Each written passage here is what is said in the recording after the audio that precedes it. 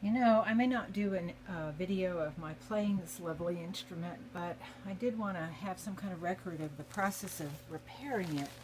Um, there is the wood putty, wet and dry, that I'm using, and the brushes, and over there is the shellac that will happen in a day or two.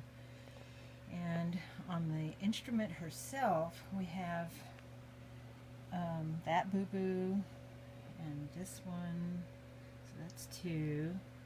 And here's the big one. This is the one that has traveled with me for the last, I don't know, 20 years. My daughter dropped it on that spot, but it's played just fine.